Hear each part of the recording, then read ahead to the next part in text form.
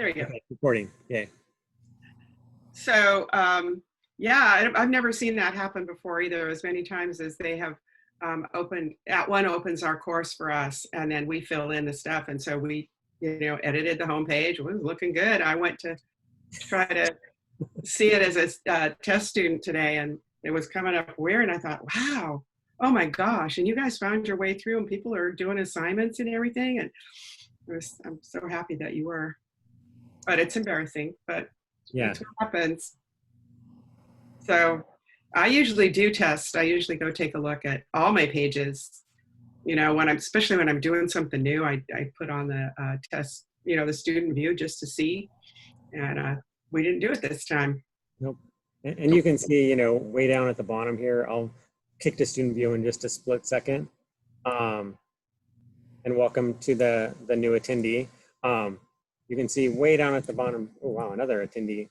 So you can see that this, is what happens when you have, content in a course and you import to another course that doesn't have a corresponding module.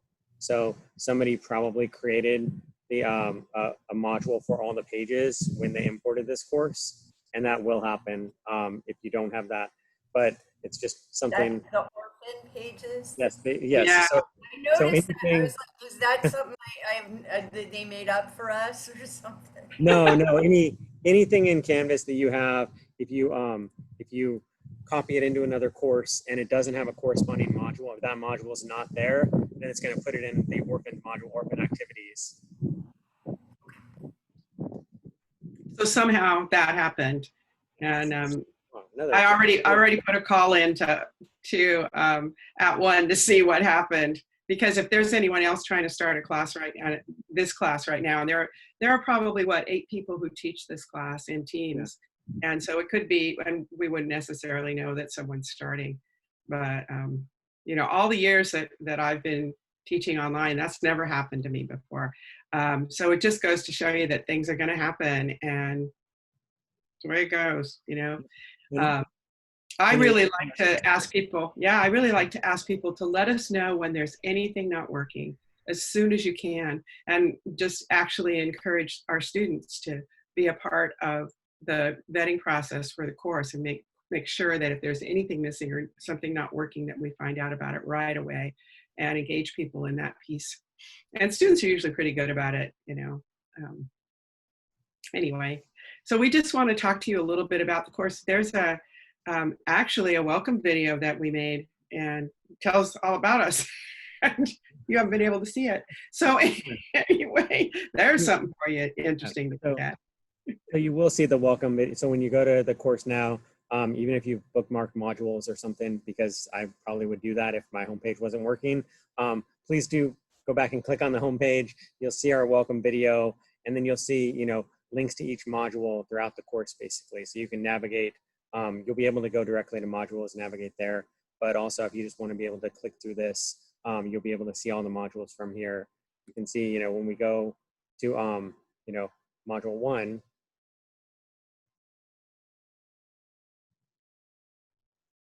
it actually takes you to the stuff you need to get started. Yeah. So yeah, so you'll be right here. We basically just wanted to go through with you how to navigate the course. I mean, you probably all have, either taught or taken a course in Canvas, but for some of you it may be, fairly new. So we just want to make sure that you know how to get through the module. So we do want you to go through all of the content in each module and each, individual content piece. So you'll see that, we do have tabs in some of these. So just make sure that, when you go to that first module, that you're also going, into the first page, that you're going through each tab of content, because there can be multiple tabs on some of these pages.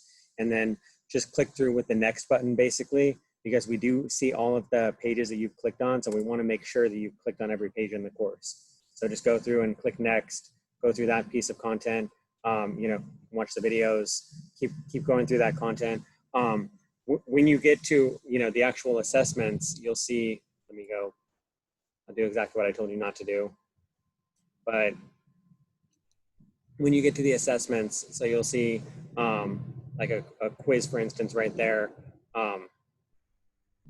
But if you go to this assignment, we wanted to emphasize for you that there is a rubric on all of these assignments. So before you start the assignment, you will see the, on this one it has a template, some do, some don't. It depends on which assignment it is. You'll see the submission guidelines, but please do make sure to look at this rubric just real quick before you submit, because this tells you exactly what you need to do in order to get the score you want. So we want to give you guys, perfect scores on all the assessments, obviously, but we do have to make sure that it aligns to what the rubric says. So please just make sure that you take a peek at the rubrics before you submit. Makes it really easy to grade if you followed all that criteria, and we can just give you the perfect score in each assignment. Yeah, and we allow you to resubmit too. So even if you get you get full credit for the assignment, we may put suggestions in there.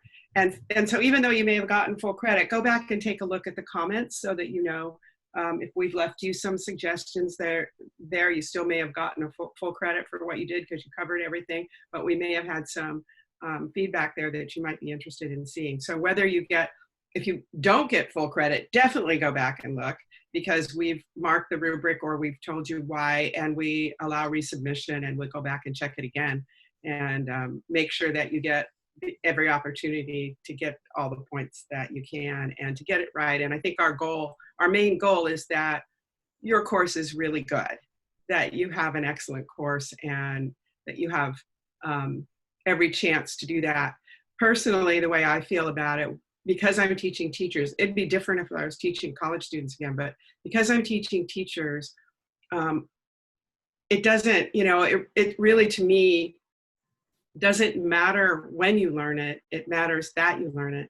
So we give you a lot of opportunities to redo, rethink, rework, and we try to answer all your questions as quickly as we can. So we'll try to leave pretty detailed feedback, and at least I do in SpeedGrader on each assignment. So if you get the score that's not perfect, and even if it is a perfect score, there'll be potentially small critiques or positive feedback and things you may be able to do to improve it a little bit further. When you comment back, a lot of times that is not quite as easy for us to see when you're commenting to our comment in the SpeedGrader. So if you have a really pressing question on resubmitting that, please do reach out to us, send us a mail in the course. Just reach out a little bit directly if you need, a little bit faster response, because we'll go back through and see that assignment comment eventually, but it's, it's not something that pops up for us like the mail in the course would. So we definitely want to make sure that we're, doing, as much just in time help as we can. If you need to resubmit, just, reach out and let us know for sure. And this is probably about the 10th time I've taught this course, and it's been revised. It was revised a year ago, and I was one of the people that revised it, that worked on the revision, but we're changing it all the time. We're adding things, we're upgrading things, and we're renewing, refreshing things all the time. Yeah, but this is the first time that I've gotten to teach with Ken.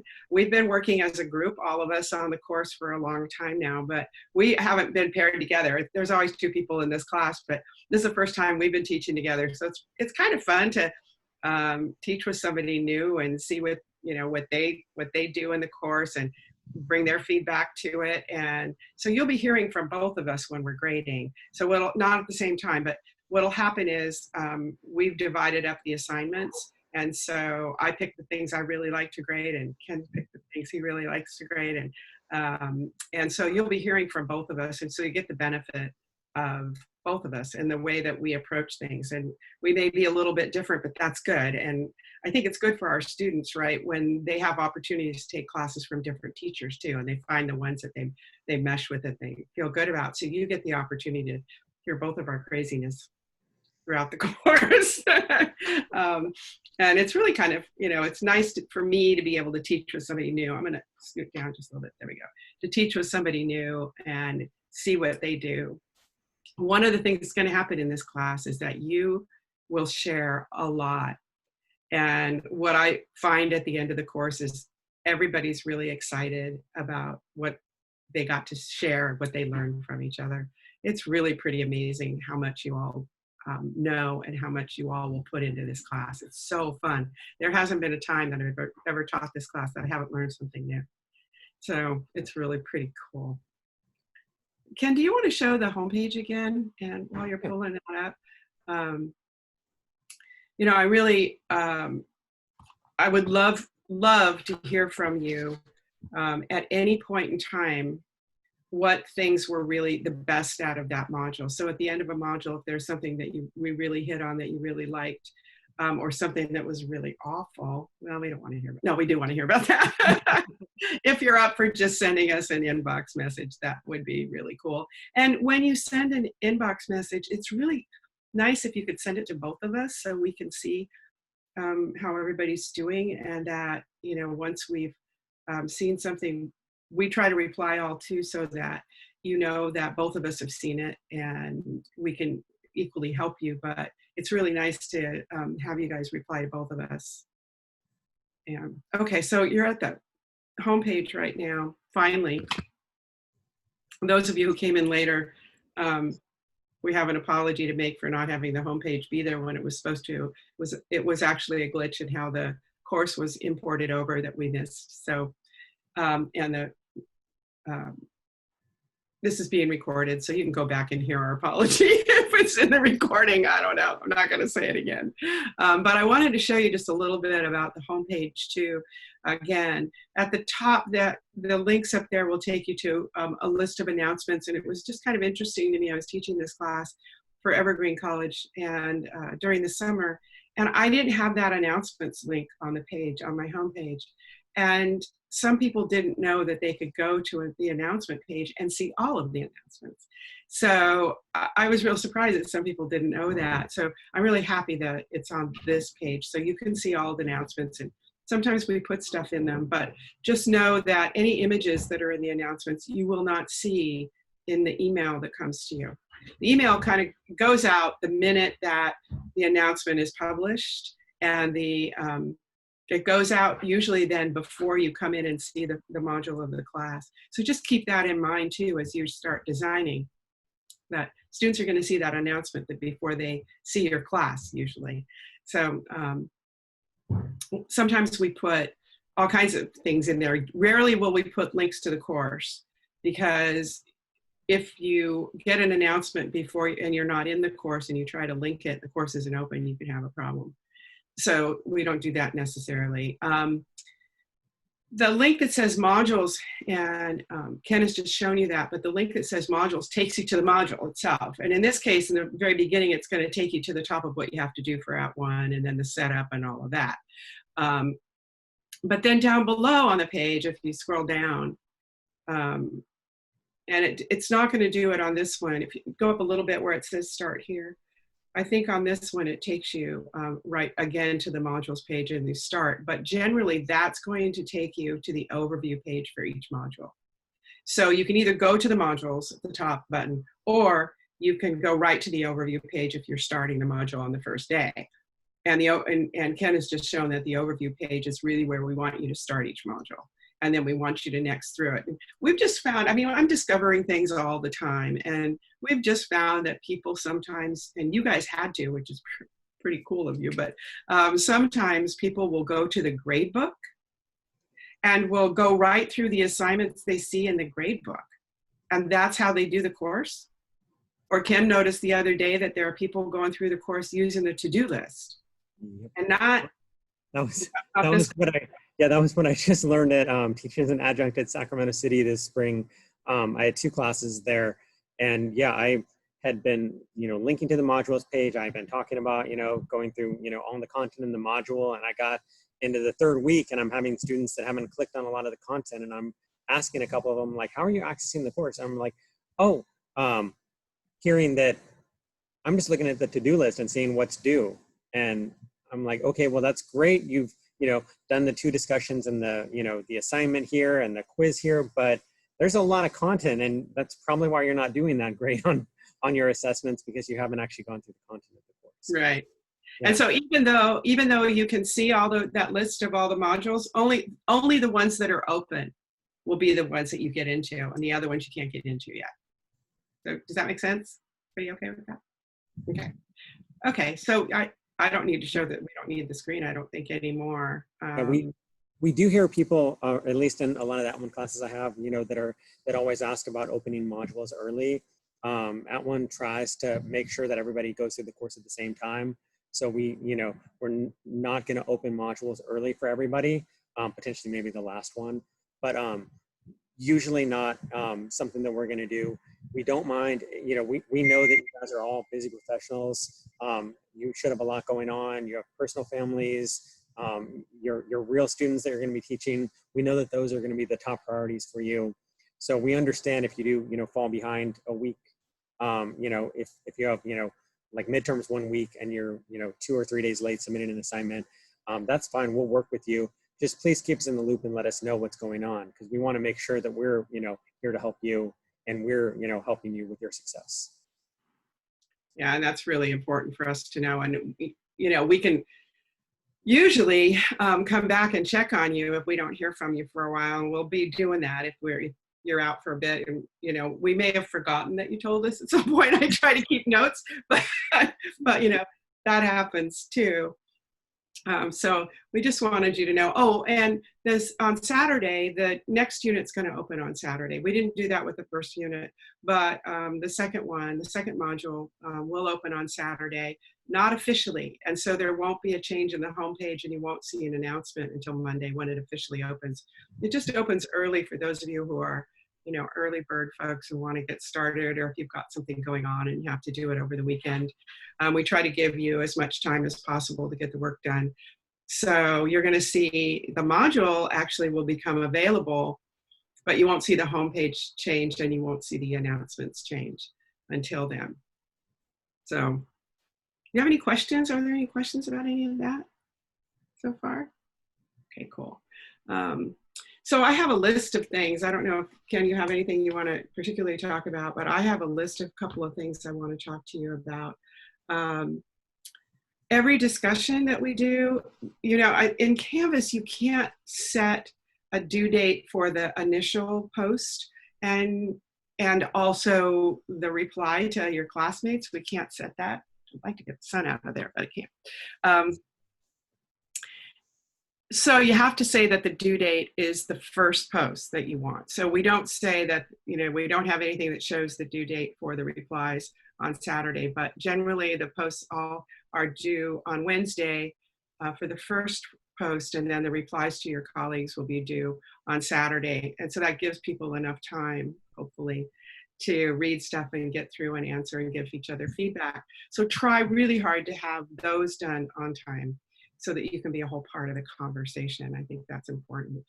All of the assignments are due on Saturday. So anytime you see the assignments, unless otherwise noted, because sometimes we give you longer depending on what's going on in the class. If there's one module that the assignment's not due until the following Tuesday, to give you guys some time for feedback, stuff like that. But generally it's consistent about what's going on. You're going to have to do two things in the course by the end of the course, and that is complete a full orientation module for your class and complete one content module. When we talk about content modules, I talk a lot about learning units, and units and modules those words get all crisscrossed, and they kind of mean the same thing. But in my mind, a learning module is, what is it I want to accomplish in a period of time with students? And so you can kind of think about it as, what happens in a week in my face-to-face class? And if you're going to do a module for a week, then that's what you have to put into your online class. And so this week we've asked you to do an outline, and we've used the word modules and interchangeably with units, learning units. But the idea is a learning unit is something on the same topic that you're trying to get through. And generally it's about what you do every week with your students. It's kind of fun to really think about a class that way if you've never taught online before, or you've been teaching face-to-face for a long time, because I really never thought about organizing my class to that extent where I had a title for each learning unit or each module.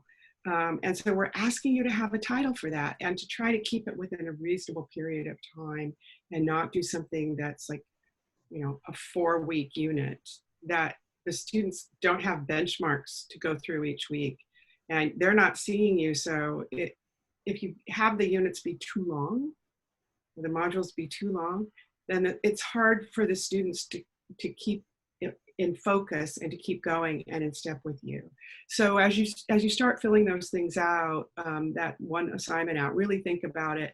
It's the framework for your course.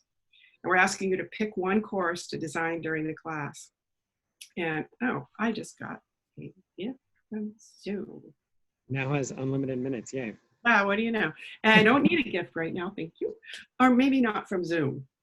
Anyway, so that outline assignment can get confusing at times, and it's really about you looking through your course and deciding how you want it to go.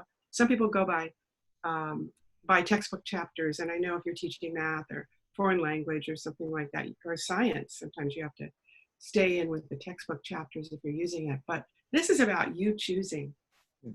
Hey, I wanted to mention, Tiffany, I saw the chat about the announcements. Having the announcements displayed on the front page is great, those 3 announcements. But for sometimes, you know, you'll post an announcement maybe about the midterm, and it's, you know, 2 or 3 weeks ago, you know, like a big midterm paper or something like that, and the students will want to refer back to that. So being able to go back to that announcement, just making sure that the students know that, because you might have posted something even at the beginning of the course. You might have posted, you know, an amendment to your syllabus and, you know, mentioned something, or, you know, we had a lot of people this spring that were posting lots of different announcements related to COVID and transitioning to fully online. So just making sure that the students are aware that they can go back and see that announcement that you might have posted, you know, 3 weeks ago. So wanted to make sure you knew that. I will say, just on what Pat was talking about, I also teach Introduction to Course Design for at one, and that is always something that people kind of seem to struggle with just a little bit, as far as, you know, the week module objectives versus the unit objectives. And depending on how the course is structured, if you do have, you know, a unit that's going to span 2 or 3 weeks, making sure that you have, you know, those unit objectives that you want to, you know, that are going to align and build and scaffold to the course objectives. But also within that unit, you want to have weekly or module based objectives that are also going to scaffold to that unit objective. So basically, we just want to see the flow, that, you know, that the student is getting the tools and the knowledge that they need to succeed from the week or module to the unit to the course. So that's, you know, really what we're hoping to see. And you can have a learning unit that's longer, but as long as you break it down into modules, and even a 2-week module is something that's doable. But anything after that gets to be really hard to design and also really hard for students to get through. So just think about that as you're going through. Yeah, you designing that. Yeah, I always try to advise against having modules that span multiple weeks, but you know, you might have a unit that, you know, you may break your course into units, and you might have, you know, 6 units in the course, and you'll hopefully be able to structure it in such a way that, okay, well, you know, it's talking about, you know, history, you're talking about, you know, between the Civil War to, you know, the early 1900s to the Great Depression, and that module might, or that unit might span, you know, 3 weeks of your course. So you want to make sure that, yes, you have, you know, unit objectives for that entire unit, but then each module inside there, each week inside there, you want to make sure that you also have those objectives that are going to build towards that unit objective, and then make sure the unit objectives build to the course objective. And we mix the terms objectives and outcomes too, because that's crazy in our system. But we're not talking about, when we're asking you to create module or unit outcomes, we're not talking about SLOs. SLOs are the things that go on in a department that you're checking across sections. We're talking about you deciding what is it that you want your students to accomplish in that unit. And those are your outcomes. And they're not assignments either. So, you know, it's about what is it you want them to accomplish. You'll see that as there's examples of that, so you'll be able to see that. We ask you to do a to-do list, which is the outcomes are what you will learn. It's in student language. You tell them these are the outcomes, they're going, what are those? Oh, it's what you will learn. Okay. So that language works really, really well. And so we suggest that you do that, what you will learn. And then what you'll do is like a to-do list. And it should also include any, if you have textbook reading or reading that you want them to do, that should be in there. And it should be in order of how you want them to do things. So that's numbered. And we have that in our course as well. We're using tabs because we have 3 things to show on that page, but we don't expect that that's what you'll do. And when you download your sandbox, you should just kind of go through it a little bit and see what's there. And we're going to ask you to work in your sandbox. We do a lot of grading in the sandbox. So we should be in there as a teacher. So you want to be sure that we're in your sandbox as a teacher. And there's instructions on how to do that.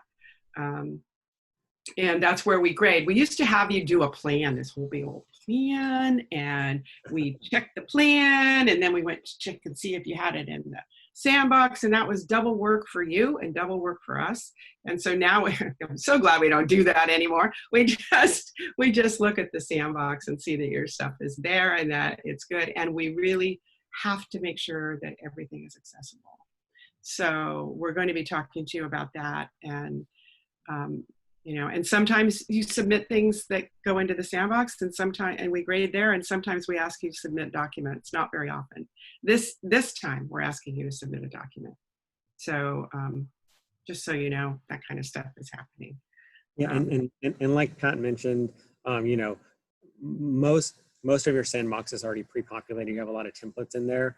We're big fans of, you know, using the templates and building off those because those are accessible. But every course, it seems like we will have people that, you know, want to customize their page a little bit more, want to upload that content. If you are copying content from your production courses, if you're copying some of those, you know, pages and the formatting and whatnot, make sure that you are checking for accessibility on those, because a lot of times when we see content copied in, it either doesn't have headers, potentially doesn't have alt text, the contrast isn't great. I just had somebody in one of my other classes this week submit this red on white. And when you look at contrast checker, it's, you know, not WCAG 2.0 compliant. So we just want to make sure that, you know, you have the templates there that are going to help you build this content. And you don't have to, you know, do that much more. It's great that you want to make your course look good, have that curb appeal, but at the same time, don't do too much to make it not accessible.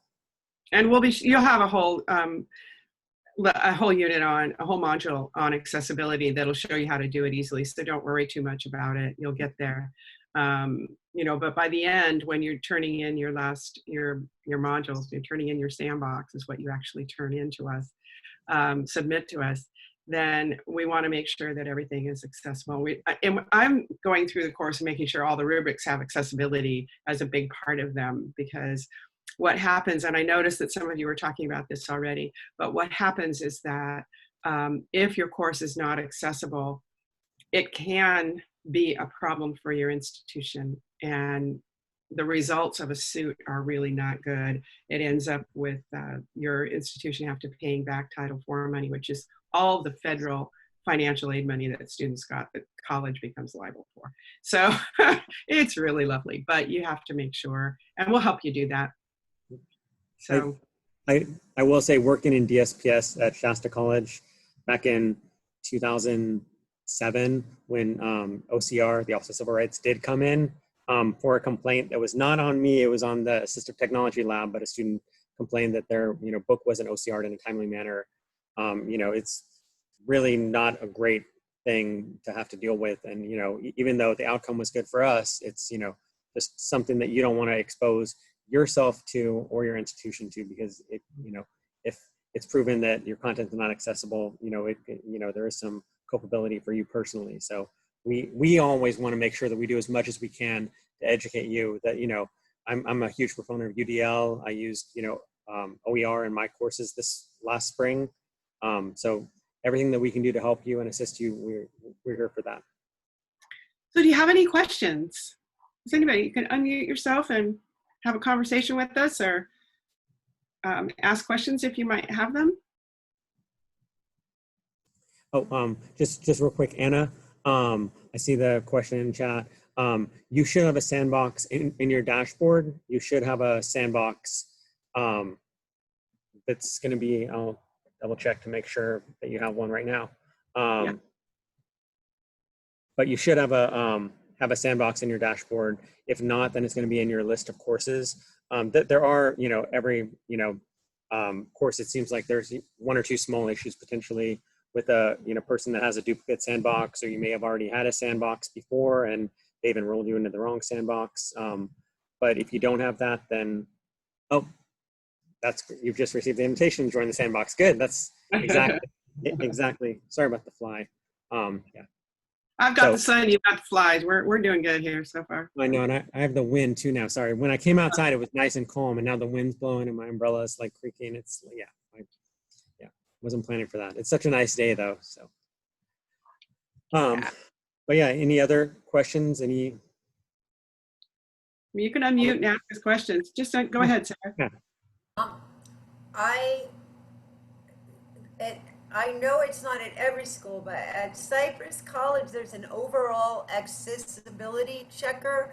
And then when you're inside typing away or setting up your pages or whatever, there's a little man and you hit that. Yeah. But I keep being told that it's nice because it'll fix things like lists, but I keep being told that it can say that it's all right and give you balloons, or say you have errors and fix them, and then when you do the overall checker, it finds it incorrect again or something else incorrect. Yeah,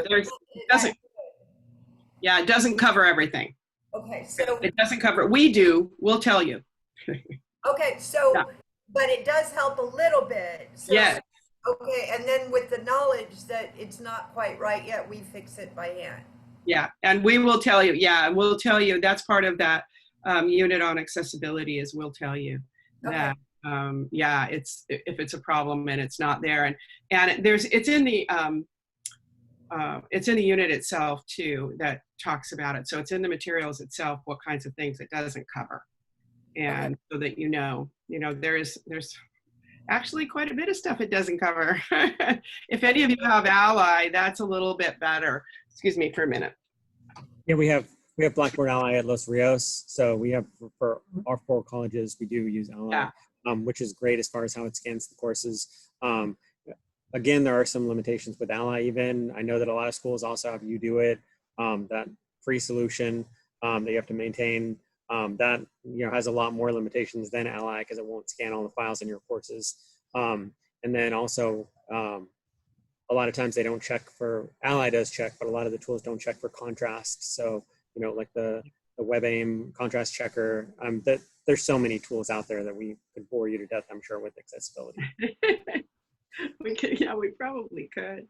And also Studio is being rolled out now too. And I don't know if your colleges have Studio or not, but Canvas Studio is available as well. And our assignments talk about using any assignment we ask you to do with video. There's 2 of them in the course. One, I think comes in unit 6 or 5 or 6 and 5, I think. And then the other one is in unit 10, I believe. And we ask you to do videos. Don't freak out. We ask you to do videos, and what's in there is how to do them and upload them to YouTube and caption them in YouTube. But we're also putting in the Canvas Studio information. We're just learning it too, and so you'll get some of that as well. And someone else had a question. Yes. Yeah, I have a question, Pat and Ken. So I just completed my master in college counseling, and I'm not currently teaching yet, thanks to COVID. So for my sandbox, is it okay to use content for a class that I would like to teach and content from classes that I co-taught before?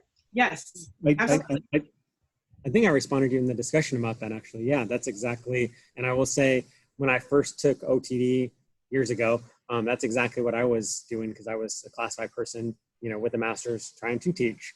So yeah, just anything that you think you're going to be doing, we'll definitely work with you on that because we want to make sure, that it's a course that you're going to build and be able to teach in the future. So we want it to be, personalized and meaningful to you and not just, a course that we're having you build just, for the sake of building it. So I've done several of these OTDs and it's, I've had, orientation courses that somebody wants to build, or, a counseling course, a bookstore course.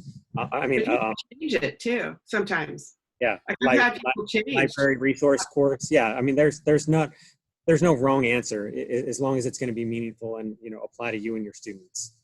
Great. I think that was Jennifer that had the same issue. I saw that in the Oh, is that discussion. Jennifer? Oh, wow. Yeah, but I'm just glad I'm not the only one. So thank you for sharing, Ken.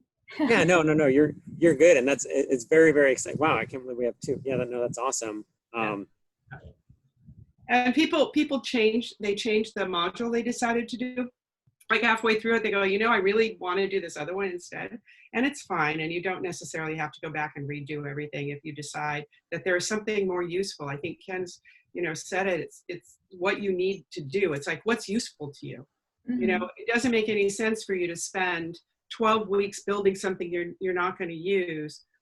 We'd rather have you build something that you can use right away. So if you decide that you want to change the module that you've chosen as you're part of the way through, that's okay. Just let us know, because when I grade the sandbox stuff, I go back all the time and look at that outline that you did to make sure that, the outline is being followed and you're kind of adhering to what you said.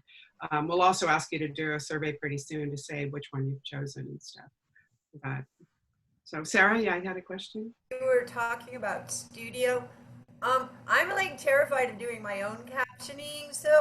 And I play around with it, and they say at YouTube they're captioned, but it's not always correct. But if you look at it and it looks like it's about right, is it okay? No, it's not. No, it's not going to be okay. But it's not that hard. Once it auto-populates those captions in there, you are going to have to go in and edit them, but it's not that hard to do. I mean, it depends on the length of the video, obviously, and how somebody speaks, because if if you're like me and you mumble a little bit, I grew up in Southern California too, and I talk really fast, and I don't open my mouth and enunciate really clearly. So if I'm not paying attention, it can be a little bit hard if you're transcribing. Yeah, use a headset with a microphone or a microphone, and your captions are better. But you don't have to do that for a while. So, Thanks for joining us, Tiffany. And the first one you do is about you, and we're not asking you to caption that one, to edit the captions for that one. We just want you to get in and do it. And then you can, the later one we do ask you to caption, and I will tell you, Canvas Studio's captioning looks much better. Yeah. It is much better. So, yeah. And just quickly, I saw, Anna, that you said, are we planning to have further Zoom meetings? Normally what I've done is meet, as needed when somebody, asks me if they have a, question or problem. I'm always willing to hop on a Zoom. I have my personal Zoom link. So I'm always more than willing to hop on, and, if you want to have a phone call or you want to have a text, you want to, email, you want to Zoom, I'm more than happy to, hop on whenever you need help. Yeah, I am too. And we don't do office hours. We used to set office hour times, but then nobody would show up and you just sit there.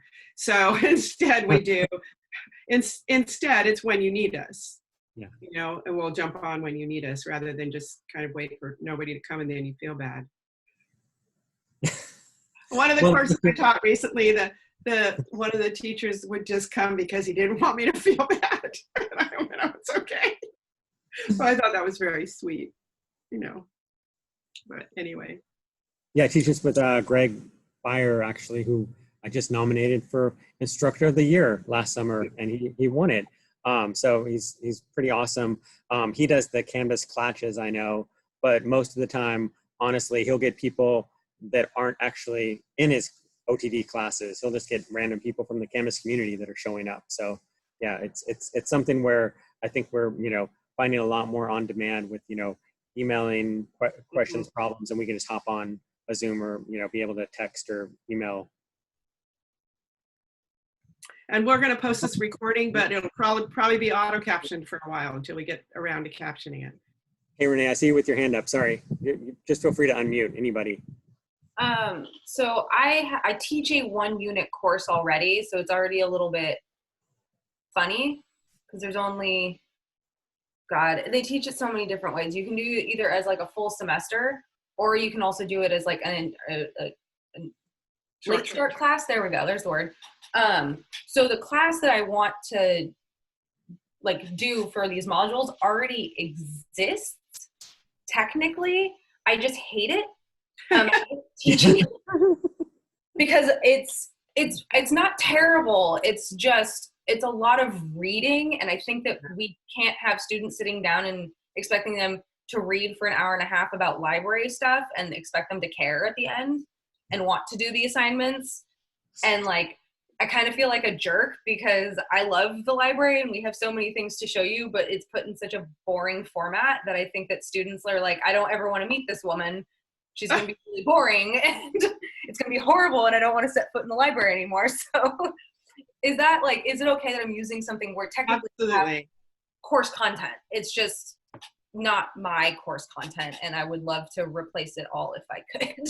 Absolutely. And we use backward design as the methodology for getting you to build your courses. And if you haven't done that before, this in a real particular way, in a way that's about online classes, and I think you'll like it.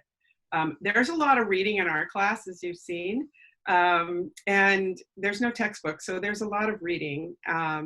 We try to add video where we can, and we do some other things, but in order to get through this stuff, a lot of it is reading. And we do the best we can to spice it up with things, but it's a lot to read. Like you saw, if you've gone through the first module and you've seen all of that information about the regulations, there's really not a lot of ways to present that other than to just kind of get through it, but it's good information. It'll help you later on. I mean, I understand that there are things that you can only teach through reading. I think there's 7 units of content technically, and it's all basically just reading. Yeah, you've got a lot to probably show. Yeah, exactly. There's some things that I think we could really show them instead of telling it to them. Yeah. Well, Aloha Sargent teaches this class some of the time as well, and she is the technical librarian at Cabrillo, and so she's available too. If you need to send any questions to her, we can relay that kind of stuff to her. I've stolen some of her public units. We all have. Cabrillo. She does fantastic work, and I had no shame in it, and I credited her at the bottom. I was like, whatever, she did it. It's already there, so might as well use it. No, and she would give it to you happily too, and we all steal from her. I think I have. Yeah, well, and literally the last time I taught OTD, I had somebody who was doing a library course, just like a library reference course. And I mean, we do want to reference to everybody that we really hope that you're designing this course from scratch. You're not going to be just importing the content that you already have. We will get people, unfortunately, that import content and try to rework or morph what they have into making it work for this class. And we really want you to, personalize this and build it from scratch so that you can, we're not having you build a whole entire course. We're just having you build, an orientation unit and your first, and 1 unit of content basically. So you can structure that however you want. And hopefully, as long as you get those principles out, I'm with you on, not having just walls of content, basically walls of text to read. So yeah, I mean, that's a really good option, I think, if you can just, build it in such a way that you can show to them that, hey, this is a much better way to deliver this content to the students, that it's actually going to be engaging, and students are actually going to, if you use Canvas Studio potentially and embed some video, you can, watch the user analytics and see how long the students stay engaged on the video. And hopefully that's meaningful. Well, and Aloha does a lot of videos for this class. She and I were the first people to teach it, and we've taught it together many times. And she does such a good job with the videos that you'll be seeing her a lot. So there's a saying that we use is don't reinvent the wheel, because there's a lot of stuff that people have already done or out there. And if you haven't been in, the Canvas Commons, you can go in and look for courses in there. If you go under CVC and you look at the stuff that's there, there's really wonderful course material there. Particularly, I think there's science classes and math classes and all kinds of good stuff there. It's a great OER for sure.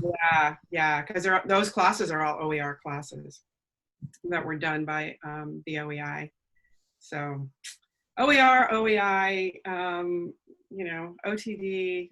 OTD sounds to me like I would have never renamed it that, but don't tell anybody.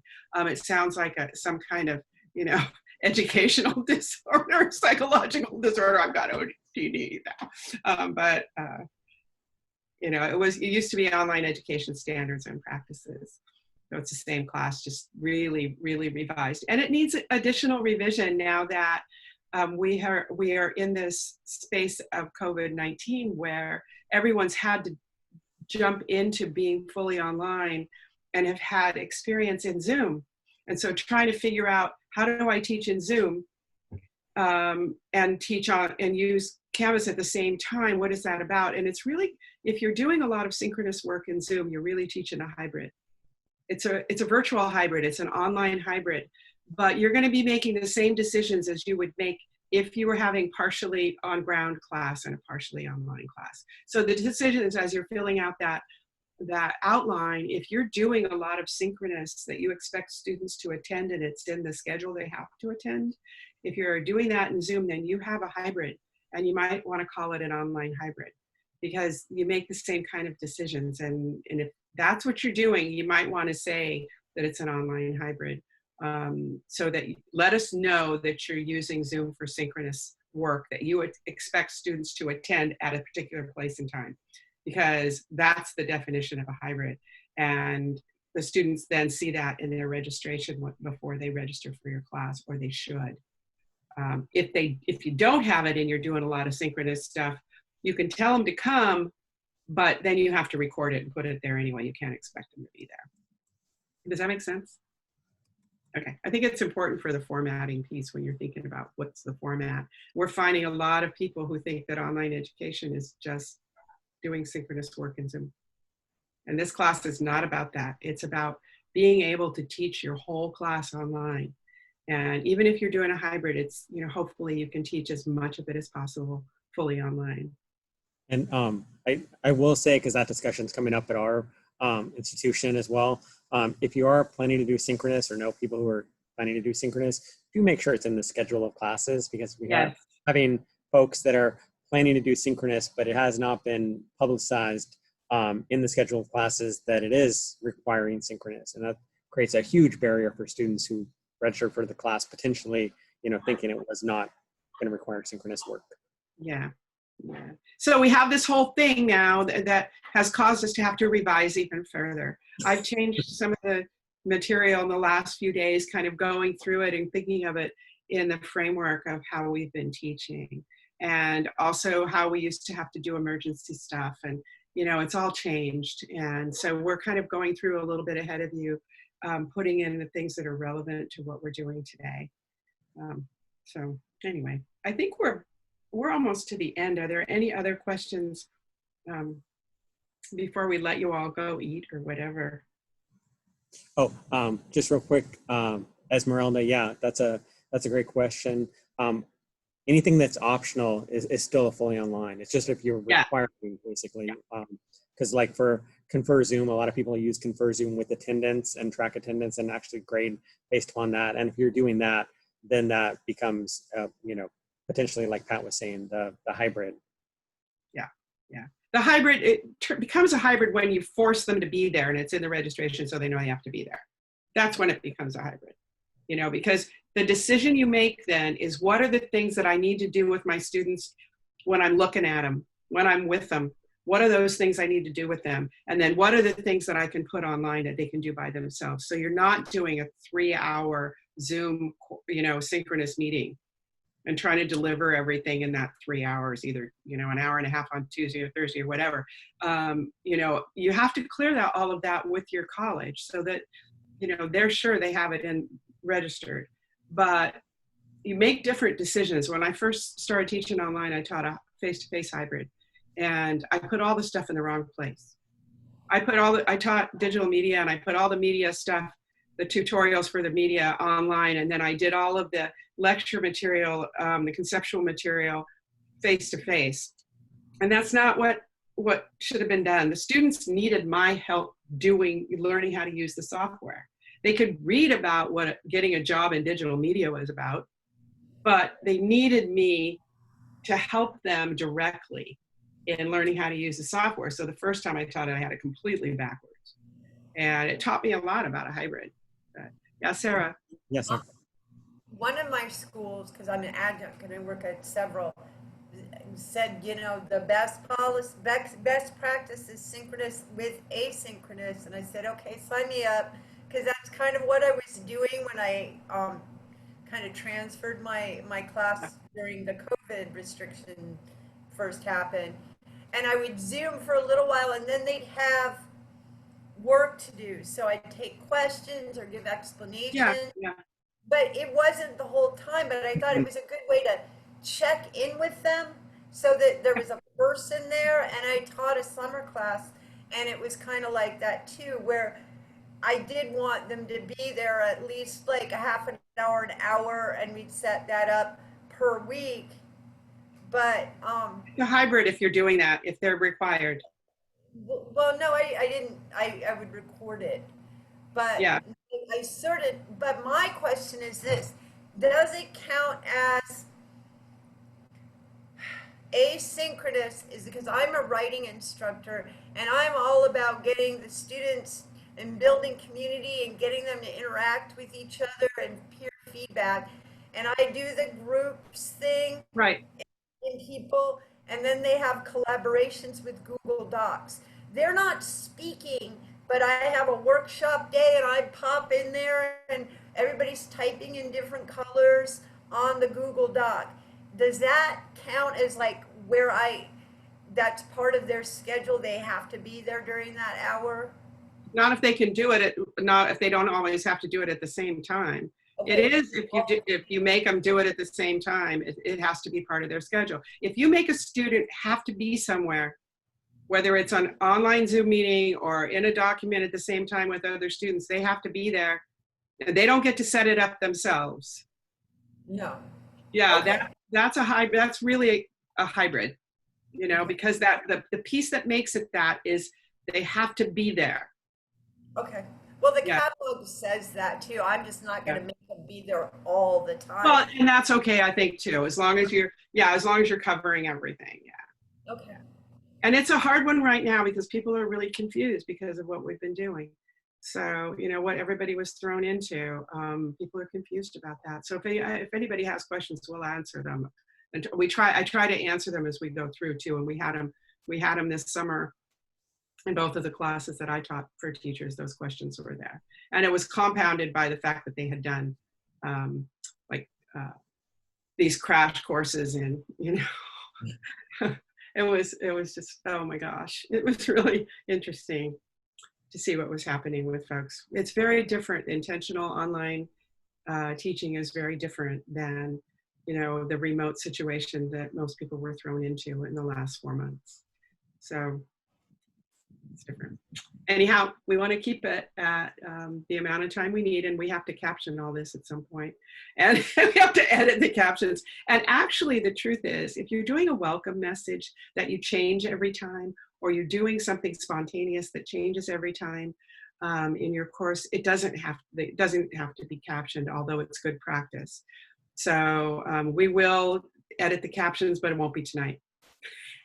So, you know, there'll be hopefully a recording sometime tomorrow, and Ken and I will fight it out who has to be the captions. I guess I do, since you did them last time. I don't want to edit captions for more than an hour. I'm real selfish that way. No, kidding. So thank you very much for showing up, you guys. It's good to be, you know, this is much easier to do if we could see people and talk to them. So. And Ken, you're the host now, so. Yeah, well, thank you, everybody. I mean, if there's any other last questions, that's great. But if not, then yeah, have a great night and enjoy social distancing, and, you know, be safe. You know, it's crazy out there for sure. Bye, everybody. Bye. Bye-bye.